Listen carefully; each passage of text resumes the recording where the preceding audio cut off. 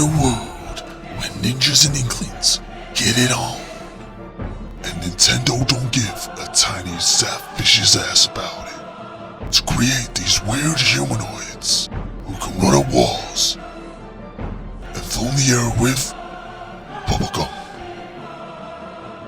The question we're all asking is, how do they defy these physics? Is the bubblegum actually ink? And what on earth is Van using to style his hair? No, seriously, somebody tell me please. His hair is awesome. Paddy, what are you doing? Can we just start the video already? Sorry. Find out all of this and more in this epic Ninjala review.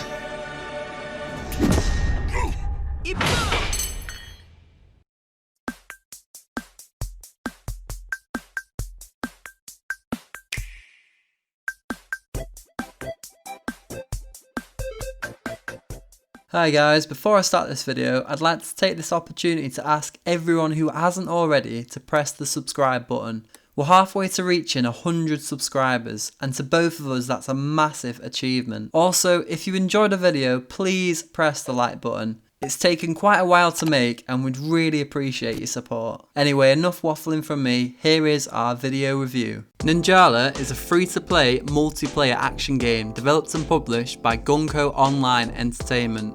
You play as a ninja against up to 7 other players in short 4-minute free-for-all matches, battling for the best score. The game was revealed back at E3 2018 with reasonable response. Since then, it went under the radar after it was delayed from its initial spring 2019 release date. This year, however, it was featured in a Nintendo Switch mini direct, bringing fans' attention back, with its new release date announced and the open beta revealed also. This announcement felt like it had been met with a lot of praise from Switch owners, as fans eagerly awaited the beta to try it out for themselves.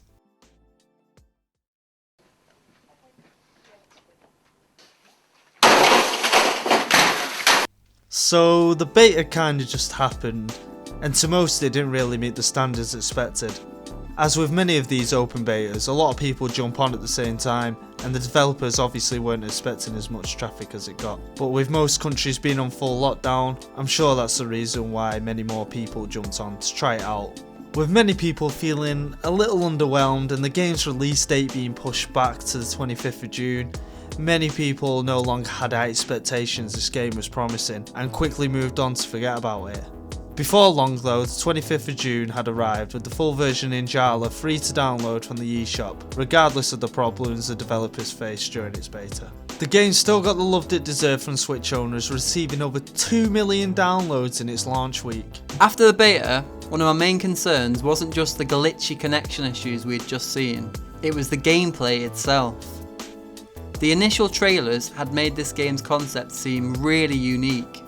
It was something fresh and different which stood out in a genre full of generic, samey titles. However, having first played this concept, to me it looked very basic and something that could potentially get boring quite quick. Nevertheless, on launch day, I got home from work, booted up this game with an open mind. The reviews on the day seemed quite mixed, and I was still hoping my opinion would be of the more positive reviews I'd seen, though doubts were still in the back of my mind. Without doing any tutorial or paid story add-ons, I jumped straight into battle, and as you'd expect, I got my arse handed to me. This was not a simple button mashing game as it appeared to be. Thank God. It seemed to me more complex than that. For one, the parry system is something I've never seen in a game before, and now might be a good time to talk about it. As you get into conflict with another player in the game, you'll quickly discover the rock paper scissors parry system.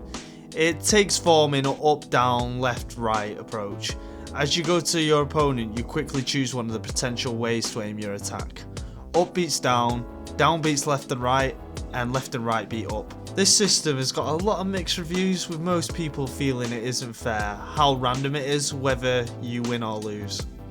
If you press the same direction as the opponent, you'll enter into a clash which pushes away any nearby players to stop anyone from trying to get a cheap double kill on you both. Both of you are then forced to rethink which button to pick, This can happen several times until one of you eventually picks a direction that defeats the opponents. It sounds more complicated than it actually is, and if you're on the losing end, it can seem at times like it's purely the luck of the draw. And that's exactly what it is. So there is a way to make the parry system less random and more in your favour, I hear you ask. You son of a bitch, I'm in! Well, lucky for you, there is a way in fact, that lets you change these odds to 1/3 to 2/3. Throughout the map there are drones scattered around. Once you've hit enough of these drones, you're able to craft a bigger weapon. This increases your attack power, and when you enter the parry system, if you and the enemy both select the same button, you automatically get the attack. This is unless you both have a weapon upgrade, and then you both enter a clash and you both have to reselect a direction to parry. A good strategy we found was to sneak up on the enemies who are already attacking a drone. This sometimes catches them off guard, allowing you to defeat the enemy and also take the drone that's been weakened. I am very, very sneaky, sir. I see that. The key to victory overall though is to get that big weapon as quickly as possible before anyone else, giving you that bigger attack power, as well as a higher win rate in the parry system. There are quite a few different weapons to choose from in Ninjala, with what looks like 3 different class types suited for different playstyles, from a close combat drill to a heavy hammer, as well as a yo-yo donut. Donut. There's a lot of variants for each weapon class, as well as stats and special moves for each variant. Since this game is fairly new, I've seen a variety of different weapons used on the battlefield and I've tried most of them out for myself. Each class has different special and normal moves. Some of these moves have longer cooldowns than others, so using them efficiently is key to success. Also, most of these will consume your S energy, which although replenishes over time, you can also collect throughout the map to replenish faster. Defeating drones also increases your max S energy. For a free-to-play game, Ninjala has a lot of collectibles that can be unlocked without having to spend any money whatsoever. You can pay for some of these to unlock them straight away, but there's no pay-to-win scheme here, as the items are just for aesthetics and don't make you a better player. You can unlock clothes and skins and even more soundtracks to add to the gameplay experience.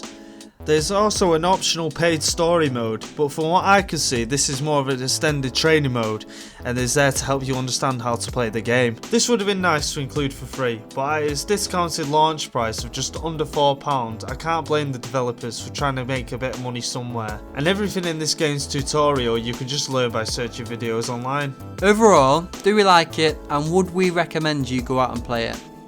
I think as a whole, absolutely, it's definitely worth you going out and checking it out. It's a free to play game and it does everything you'd expect for an online brawler. It introduces players to its unique concept well. The online interface is a little laggy and the load times can be quite long at times, but we like that you enter a practice dojo whilst waiting to join a game. The game isn't using Nintendo's online servers, which I'm sure most of you will be happy to hear, looking at how other Nintendo online games have been performing. Hashtag fix Smash Online. You don't even need a Nintendo Online subscription to play, similar to Fortnite on Switch. One great feature we haven't mentioned is the music in Ninjala. There isn't a bad soundtrack throughout, and during the battle there's a DJ who will commentate on the game, as well as get players hyped for the next song he's about to switch to. Now many of you might be looking at this game thinking it looks similar to popular Nintendo franchise Tetris 99. What? I'm joking. The game clearly looks like Splatoon.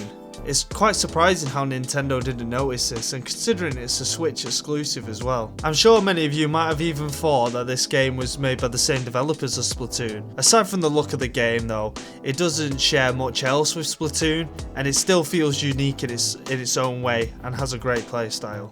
Overall, Ninjala is a top-notch, free-to-play game. I think a couple extra maps and modes would really go a long way with this one, but I'm sure as time goes on, extra content will hopefully be added. This game could easily set you back hours of gameplay, especially if you have a couple of friends online to play with. So what are your thoughts on this game? Is there anything you disagree with? You're not just wrong, you're stupid. Now wait just a minute. Leave it in the comment below. And that concludes us. Thanks for watching guys. Please help us by leaving a like. And consider subscribing if you want to see more content like this. See you next time. Bye.